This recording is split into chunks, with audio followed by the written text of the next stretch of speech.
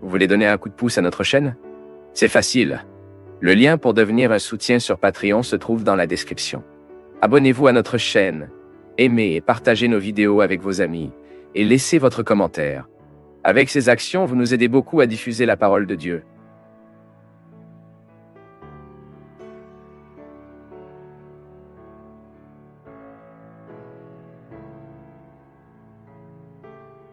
Une grande partie de nos déceptions vient de la compréhension que les gens devraient agir avec nous comme nous agissons avec eux. Il est nécessaire de perdre cette affirmation. Les gens sont gouvernés par d'autres commandes, différentes de la nôtre. Le secret est de continuer à offrir le meilleur d'entre nous aux autres, même s'il n'est pas toujours réciproque. Je sais que c'est un endroit commun. Vous y avez peut-être déjà beaucoup réfléchi, mais parfois il est bon pour nous d'éclairer cela que nous sommes tellement obscurs. Bien que nous sachions que c'est comme ça. Parce que ce n'est pas toujours suffisant à savoir. Parfois, nous avons toujours besoin de le savoir, de le renouveler en nous. Pourquoi sommes-nous restés frustrants envers les gens parce qu'ils ne correspondaient pas à ce que nous attendions d'eux? Parce que profondément au fond, bien que nous sachions que les autres n'ont aucune obligation d'être comme nous le voulons, nous nourrissons cette illusion, nous portons cette prétention. Les gens sont tels qu'ils sont. De temps en temps, ils obtiendront beaucoup de choses avec nous. Une fois pour toutes quand ils feront des erreurs, tout comme nous les obtenons également et faisons des erreurs avec les autres. Ce que nous pouvons faire, c'est minimiser ces attentes en nous. Connaissez-vous quelqu'un? Faites tout pour ne pas romancer cette personne. Faites tout, faites l'effort de ne pas vous déposer sur les attentes qui vous disent beaucoup plus de respect qu'à elles. Ayez la simplicité et l'honnêteté de vous regarder.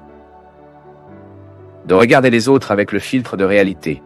Les gens sont bons, les gens sont mauvais, les gens réussissent, les gens font une erreur. Tout comme vous et moi sommes aussi bons, nous sommes mauvais, nous nous faisons bien et faisons des erreurs.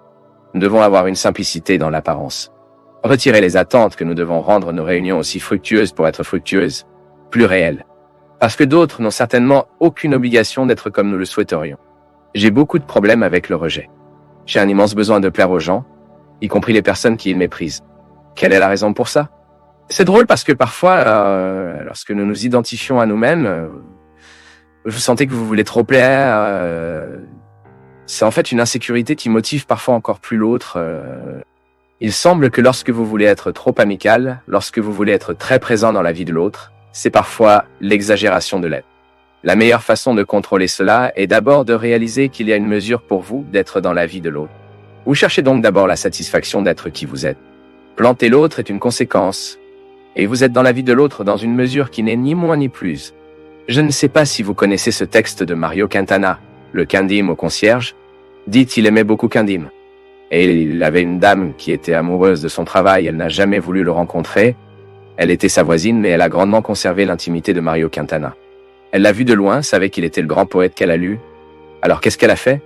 Elle a découvert ce goût de lui, et elle est partie, et a commencé à laisser Quindim au concierge. Et le premier qu'elle a quitté, a-t-elle écrit,